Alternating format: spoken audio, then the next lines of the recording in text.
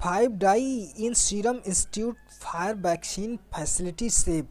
Serum of Institute India में आग लगने से 5 लोगों की मृत्यु और सारी जो भी वैक्सीन बनाने से रिलेटेड फैसिलिटी थी उसको सेव कर लिया गया है। तो ये वही सीरम ऑफ इंस्टीट्यूट इंडिया है जो कोरोना की वैक्सीन, कोरोना का टीका कोविशील्ड बना रही है। यह कोविशील्ड वैक्सीन्स जो ऑक्सफोर्ड यूनिवर्सिटी है, ऑक्सफोर्ड यूनिवर्सिटी के साथ मिलकर सीरम ऑफ इंस्टीट्यूट इंडिया के द्वारा डेवलप की जा रही है। तो यह सीरम इंस्टीट्यूट ऑफ इंडिया, इसका हेडक्वार्टर्स पुणे में है। इस सीरम ऑफ इंस्टीट्यूट इंडिया को 1966 में साइरस पूनावाला ने इसको फॉर्म किया था। तो आखिर इसका सीरम ऑफ इंस्टीट्यूट का काम क्या है? यानी भारत में जितने भी वैक्सीन में टीके और मेडिसिन्स, दवाइयाँ का ये निर्माता है, ये मैन्युफैक्चरिंग हब है। तो सारी वैक्सीनें प्लस मेडिसिन्स का निर्माण सीरम ऑफ इंस्टीट्यूट इंडिया के द्वारा किया जाता है। तो इसको 1966 में साइरस पूनावाला ने बनाया था। इसी के द्वारा कोविशील्ड वैक्सीन बनाई जा रही है। तो यहाँ पर आग लगने से 5 लोगों की डेथ हो गई है। बढ़ते हैं अगली खबर पर। Farmers reject proposal to suspend laws for 18 month. Central government के द्वारा जो भी फार्मर्स, किसानों को प्रपोजल दिया गया था कि उन 3 फार्म लॉस को 18 महीने तक इम्प्लीमेंट नहीं करेंगे, अपनी स्ट्राइक बंद करें, लेकिन फार्मर्स इस प्रपोजल को भी रिजेक्ट कर दिया है, इसको स्वीकार नहीं किया है। ये 3 फार्म लॉस यानी सितंबर महीने में लाए गए थे सेंट्रल गवर्नमेंट के द्वारा, जो कृषि में रिफॉर्म से रिलेटेड थे।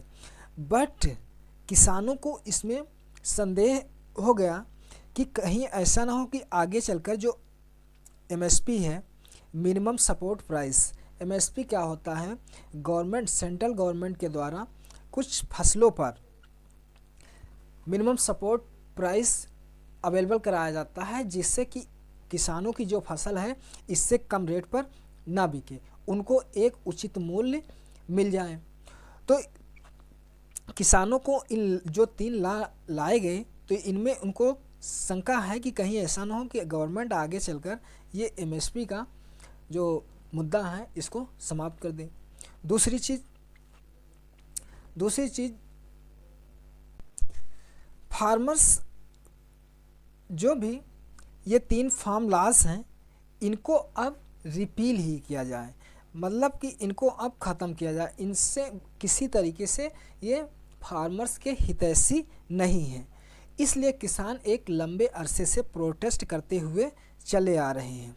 और ये जो इस बार का रिपब्लिक डे है, गणतंत्र दिवस, तो इस गणतंत्र दिवस पर किसानों के द्वारा ट्रैक्टर परेड भी किया जाएगा।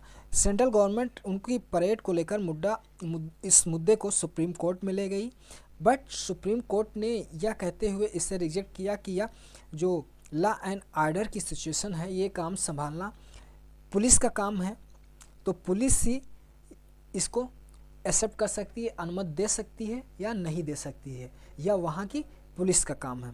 तो आखिर पुलिस किसके अंडर में काम करती है? पुलिस जो भी स्टेट गवर्नमेंट या गवर्नमेंट के अंडर में काम करती है।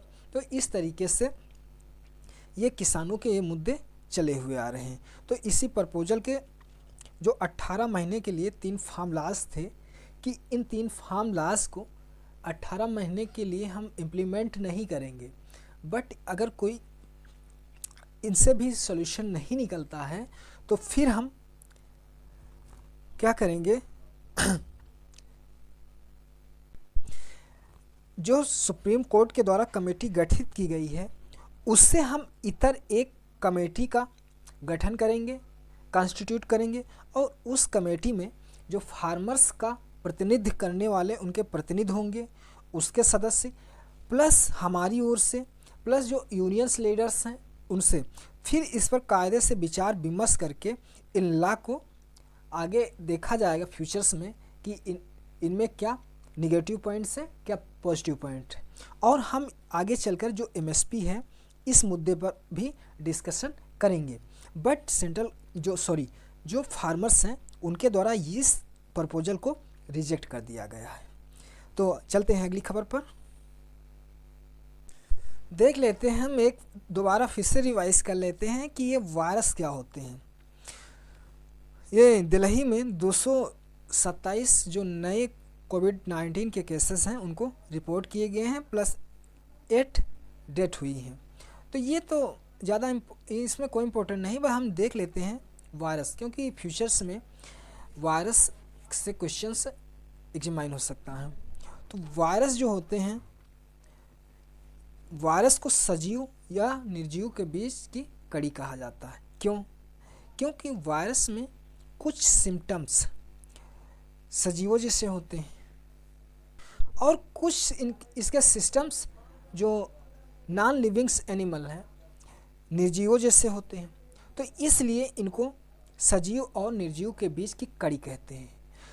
यानी सजीवों के लक्षण के रूप में वायरस के अंदर डीएनए या आरएनए की एक एक प्रति पाई जाती है। डीएनए आरएनए क्या है? डीएनए जो है ये एक आनुवांशिक मटेरियल्स है और इसमें सारी सूचनाएं जो होती हैं आनुवांशिकली, जो जेनेटिक्स होती हैं। आखिर ये आनुवांशिक सूचनाएं क्या होंगी? आपके जो दादा रहे होंगे, दादा के लक्षण कैसे रहेंगे? उनका शरीर की लंबाई, उनके आँख का कलर, उनके बाल, ये सारे जो सिम्टम्स होते हैं, तो ये पीढ़ी दर पीढ़ी अब दादा से डैड में आए, फिर उनके डैड से हम लोगों में चले आए। तो ये पीढ़ी दर पीढ़ी आनुवांशिक ट्रांसफ़र होते रहते हैं।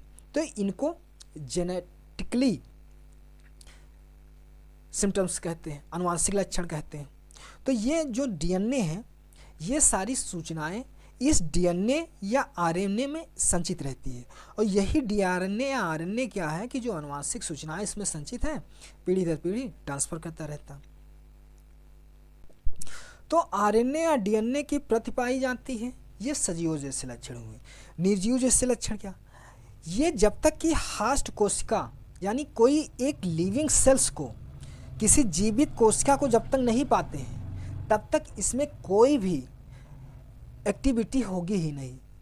जैसे मान लो कहीं पर ये पड़े हुए हैं तो इनमें कोई भी सजीव जैसे सिम्टम्स, यानी ना तो इसमें ग्रोथ होगा और ना ही कोई श्वसन हो, कुछ भी इसमें जो मेटाबॉलिज्म उपापचयी रिएक्शंस क्रियाएं होती हैं इसमें होगी ही नहीं। तो ये निर्जीवों जैसे लक्षण होंगे।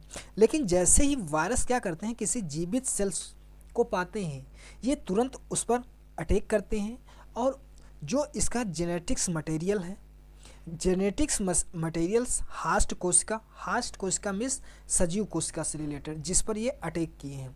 तो किसी हास्ट कोशिका पर ये जब अटैक करते हैं तो उस सेल्स की कोशिका की जो केंद्रक है उस पर ये कंट्रोल कर लेते हैं।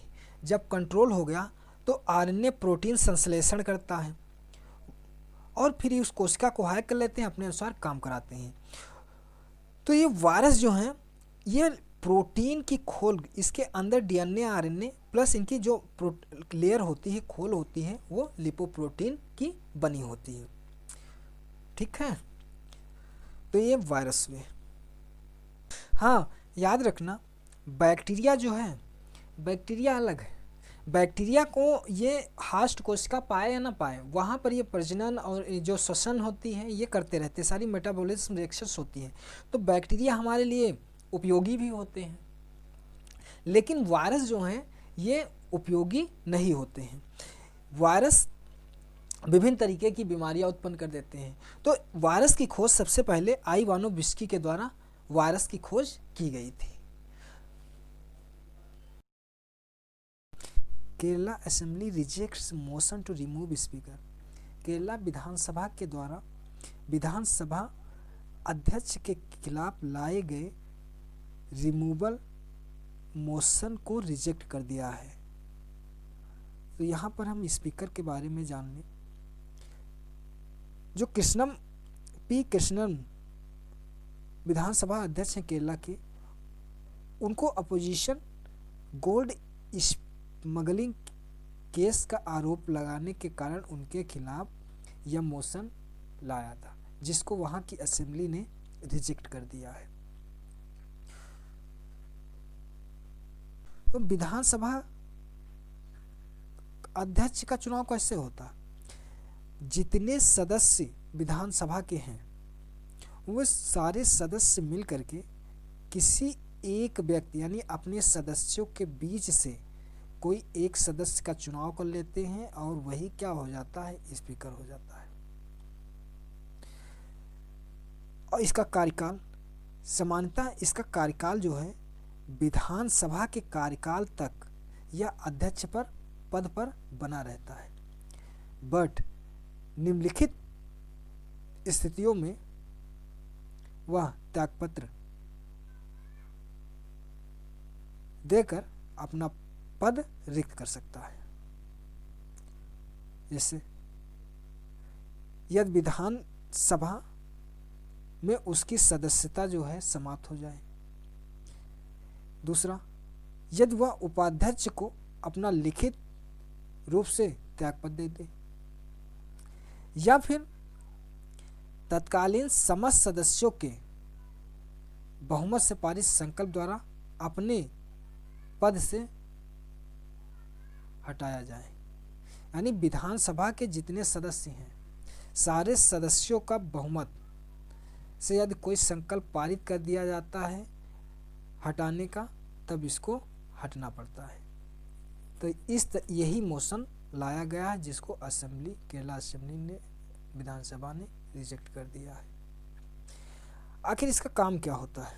विधानसभा यानी जो विधानसभा की कार्रवाई है, विधानसभा में जो नियम है वह शिष्टाचार बनाए रखना, वह कोरम की पूर्ति, वह जो मेंबर दल बदल के आधार पर यानी 10वीं अनुसूची में दोषी पाए जाते हैं, तो ये सारे निर्णय जो विधानसभा अध्यक्ष है वो करता है।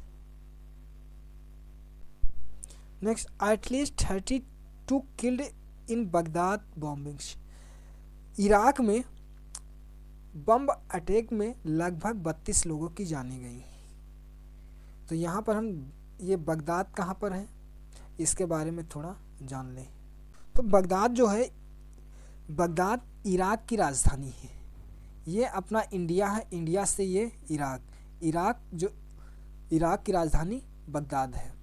इराक मध्य एशिया में स्थित एक देश है जहाँ के मैक्सिमम जो पॉपुलेशन है वो मुस्लिम पॉपुलेशन है। इसके दक्षिण में सऊदी अरेबिया और ये छोटा सा कुवैत, इसके पूरब में ईरान, उत्तर में तुर्की, पश्चिम में सीरिया और ये जॉर्डन, ये फारस की खाड़ी हुई। इराक की राजधानी बगदाद है।